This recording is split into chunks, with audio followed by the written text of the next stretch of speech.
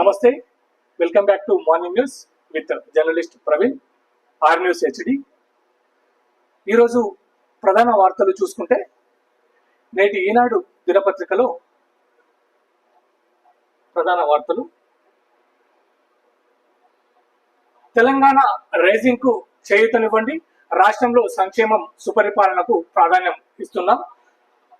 2028కి రాష్ట్రంలో 1 కోటి మంది మహిళలకు కోటీశ్వరుని చేస్తాం. హైదరాబాద్ ను డేటా సెంటర్ హబ్ గా మారుస్తాం. వికసిత భారత్ లక్ష్యాల సాధనకే తెలంగాణ రైజింగ్ 2047 విజన్ అంటూ నీతి ఆయోగ్ సమావేశంలో ముఖ్యమంత్రి రేవంత్ రెడ్డి అంటూ ప్రధాన వార్త. అయితే తెలంగాణ రైజింగ్ కు చేయూతనివ్వండి అంటూ రాష్ట్రంలో సంక్షేమం సుపరిపాలనకు ప్రాధాన్యం ఇస్తున్నామని సీఎం రేవంత్ రెడ్డి గారు ప్రధాని మోదీని కోరినట్టు తెలుస్తుంది. అయితే 2028కి రాష్ట్రంలో 1 కోటి మంది మహిళలను కోటీశ్వరుని చేస్తామంటూ వార్త ఉన్నది. మెట్రో విస్తరణకు సాయం చేయండి, త్రిపుల్ నిర్మాణానికి ఆమోదం తెలపాలి, సెమీ కండక్టర్ పరిశ్రమలను ప్రోత్సహించాలి, ప్రధాని మోదీకి వినతి అంటూ వార్త. కొత్త సారథి శుభమన్ ఇంగ్లాండ్ తో టెస్ట్ సిరీస్ నుంచి బాధ్యతలు, వైస్ కెప్టెన్ గా రిషబ్ పంత్ అంటూ ప్రధాన వార్త ఉన్నది. సీఎం పదవికి రేవంత్ రెడ్డి రాజీనామా చేయాలి, ఈడీ ఛార్జ్ షీట్ లో ఆయన పేరు ఉండడం రాష్ట్రానికి అవమానకరం, గవర్నర్ను కలిసి ప్రాసిక్యూట్ చేయాలని అడుగుతాం. కేటీఆర్ గారు అంటున్నటువంటి వార్త. గవర్నర్ను కలిసి ప్రాసిక్యూట్ చేస్తామన్నట్టు, ప్రాసిక్యూట్ చేయాలని అడుగుతామన్నట్టు కేటీఆర్ గారు మాట్లాడినటువంటి వార్త. పార్టీ విషయాలు అంతర్గతంగానే మాట్లాడాలని వాక్య. అంటే ఈ మధ్యన జరుగుతుంది కదా, కవిత గారు చేస్తున్నటువంటి వాక్యాల దృష్ట్యా పార్టీ విషయాలు ఏదైనా ఉంటే అంతర్గతంగానే మాట్లాడాలి అంటూ వ్యాఖ్య చేసినట్టు ఈనాడు దినపత్రికలో ప్రధాన వార్తగా నిలిచింది. కవిత లేఖ నుంచి దృష్టి మళ్లించేందుకే సీఎంపై కేటీఆర్ ఆరోపణలు అంటూ పిసిసి అధ్యక్షుడు మహేష్ కుమార్ గౌడ్ గారు మాట్లాడినటువంటి వార్త. అంటే కవిత లేఖ నుంచి పూర్తిగా డైవర్ట్ చేయడానికి దృష్టి మళ్లింపే చర్యలకు భాగంగానే సీఎం రేవంత్ రెడ్డిపై సీఎంపై కేటీఆర్ ఆరోపణలు అంటూ పిసిసి చీఫ్ మహేష్ కుమార్ గౌడ్ గారు మాట్లాడినటువంటి వార్త ప్రధానంగా నిలిచింది. అయితే నాడు ఈడీ అపవిత్రం, నేడు పవిత్రమా అంటూ భారసపై మంత్రి శ్రీధర్ బాబు ఆగ్రహం వ్యక్తం చేసినటువంటి వార్త ప్రధానంగా నిలిచింది. ముందే పలకరించిన నైరుతి, కేరళను తాకిన ఋతుపవనాలు జూన్ 1న తెలంగాణకు అంటూ వార్త ఉన్నది. ఓకే ప్రజలారా, ఈ వార్తలో ఇవన్నీ మెయిన్ హెడ్లైన్స్ చూసినాం కదా. అయితే వీళ్ళు మాట్లాడినటువంటి వార్తలు, సీఎం పదవికి రేవంత్ రెడ్డి రాజీనామా చేయాలి, ఈడీ ఛార్జ్షీట్ లో ఆయన పేరు ఉండడం అవమానకరం, గవర్నర్ను కలిసి ప్రాసిక్యూట్ చేస్తామన్నట్టు వార్త ఉన్నది కదా. కవిత లేఖ నుంచి దృష్టి మళ్లించేందుకే సీఎంపై కేటీఆర్ ఆరోపణలు అంటూ ఈ వార్త కూడా ఉన్నది కదా.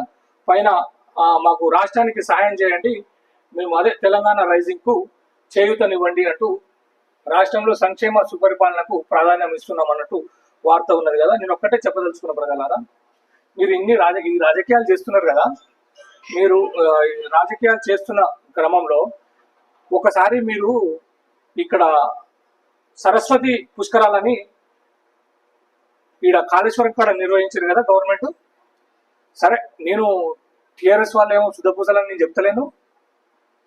ఇప్పుడు ఈ మాట ఎందుకు మాట్లాడాల్సి వచ్చిందంటే, నిన్న రిపోర్టింగ్ లో భాగంగా నేను అక్కడికి వెళ్ళా. అక్కడ ప్రజలతోటి మాట్లాడిపిస్తే అసలు ఎంత తిట్టుడు తిడతారో అని కూడా నేను ఇక మాట్లాడే బంద్ చేసినాడ. ఏం ఇబ్బంది అది, ఏం బాధాకరము. 10 కిలోమీటర్ల జామ్ ఉంది ప్రజలారా. కనీసం ఆడ సవలతులు లేవు, ఒక సిగ్నల్స్ లేదు. ఏదన్నా మనిషి మిస్ అయితే వేరే మనిషిని అప్రోచ్ కానికి ఫోన్ చేద్దామంటే కూడా ఫోన్ సిగ్నల్స్ లేనటువంటి పరిస్థితి. అక్కడ పార్కింగ్ దగ్గర వెహికల్స్ ఏమైనా నిలపాలంటే ఏదో కొంత కొంత చేసిర్రు. అక్కడ వెహికల్స్ పెడితే మొత్తం బస్సులు కానీ బస్సులు కానీ జీపులు కానీ వెహికల్స్ వెళ్ళినటువంటి వెహికల్స్ అక్కడ తిరగబడడం జరుగుతుంది. ఒక్క వర్షానికి మొత్తం కుదింపుకు గురై అక్కడ జనాలు బాధపడుతున్నటువంటి దృశ్యం నిన్న చూస్తే చాలా బాధ అనిపించింది. 10 కిలోమీటర్లు నడిచిపోతున్నారు. 10 కిలోమీటర్లు వెహికల్స్ ఫుల్ జామ్లో ఇరుక్కపోతే అవన్నీ మీకు పట్టాయి. కేవలం మీ అడ్డగోలి రాజకీయాల గురించి కవిత లేఖపై దృష్టి మళ్ళించడం ఇవన్నీ మాకెందుకు చెప్పండి, ప్రజలకు ఎందుకు ఇవన్నీ? సీఎం పదవికి రేవంత్ రెడ్డి రాజీనామా చేయాలి, ఈడీ ఛార్జ్ షీట్ లో ఈయన పేరు ఉండడం బాధాకరం అన్నట్టు మాట్లాడుతున్నారు. జనం కోసం పట్టించుకోరాదు. మీరు హెలికాప్టర్లలో పోయి అక్కడ స్టార్ట్ చేసి రాగానే అయిపోతుందా? అక్కడ ప్రజల సమస్యలేంది, వాళ్ళు ఎట్లా పోయి అక్కడ పుష్కరాలలో స్నానాలు చేసి దైవ దర్శనాన్ని ఎట్లా చేసుకోవాలని నేను పట్టించుకుంటారా? మీరు ఈ రాజకీయాలు చేసుకుంటూ కూర్చుంటారా? 10 కిలోమీటర్లు ముసలి వాళ్ళు వస్తున్నారు. చాలా మంది ఏదో భక్తి కోసం వాళ్ళు అక్కడికి రావడం జరుగుతుంది. ఎంత ఇబ్బంది. సరే 1 కిలోమీటరు అంటే ఎవరైనా నడిచిపోతారు, దేవుని గురించి కదా బాధపడతారు. 10 కిలోమీటర్లు ప్రజలరా, నిన్న చూస్తే బాధ అనిపించింది. ఎర్రటి ఎండల ఇబ్బంది పడుకుంటా ప్రజలంతా అక్కడ ఇబ్బంది పడుతుంటే మీకు పట్టదు. మీ అడ్డమైన రాజకీయాలు ఎందుకు? ఎవరి కోసం ఎవరికి పోగొడతాయి? మీరు ప్రజల కోసమేగా పరిపాలన చేసేది. కనీసం అక్కడ ఫెసిలిటీ పట్టించుకోరా? ఆ పార్కింగ్ విస్తరంగా చేసి అక్కడ వెహికల్స్ నిలిచే ప్రయత్నం చేయరా? మీరు ఆ రోడ్స్ అనేది సరిగా చేసి మీరు చేసే ప్రయత్నం చేయరా? జనాలను ఎందుకు అవకాశం పెట్టుకుని ఎవరు పెట్టమన్నారు? మీకు పుష్కరాలు పెట్టిరు, ఓకే, అక్కడ ఫెసిలిటీస్ ఉండాలి కదా. ఏం రాజకీయాలు ఇవి? అడ్డమైన రాజకీయాలు. ప్రజల టూ మచ్ ఇది. జనాల సమస్యలను పక్కదోవ పట్టించి వీళ్ళు రాజకీయాలు చేయడానికే పరిమితం అవుతున్నారు. కవిత లేఖరాతే ఎవరికి ఏమైనా ఒరుగుతుందా? మాకు ఆమె లేఖరా అని బొందలవన్నీ మాకెందుకు చెప్పండి? ఎక్కడ పడిపోతే మాకెందుకు? జనాల సమస్యల గురించే కదా మిమ్మల్ని పనిచేయాలని ఎన్నుకున్నది. మీరు ఈ లేఖల గురించి మీరు ఈడీలో ఆయన పేరున్నది, అవినీతి చేయాలి, దొరికిపోవాలి, వాళ్ళ మీద మీరు, మీ మీద వాళ్ళు చెప్పుకోవాలి. జనాలను ఎవరు పట్టించుకునేది? బాధతోటి మాట్లాడుతున్న ప్రజలారా కొంచెం అర్థం చేసుకోండి.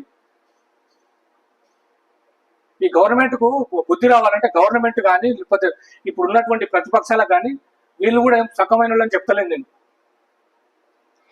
వీళ్ళ మీద వాళ్ళు, వాళ్ళ మీద వీళ్ళు పెట్టుకోవడమే తప్ప జనాల్ని పట్టించుకునే పరిస్థితి ఈ పార్టీలకు లేదు, ప్రభుత్వానికి కూడా లేదు. ఏం నీచమైన రాజకీయాలు.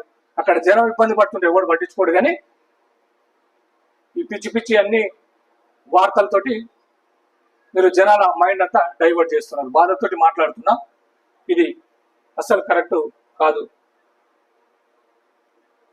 ఓకే ప్రజలారా, చూస్తూనే ఉండండి ఆర్ న్యూస్ HD. మీ ప్రవీణ్ గౌడ్. Thank you.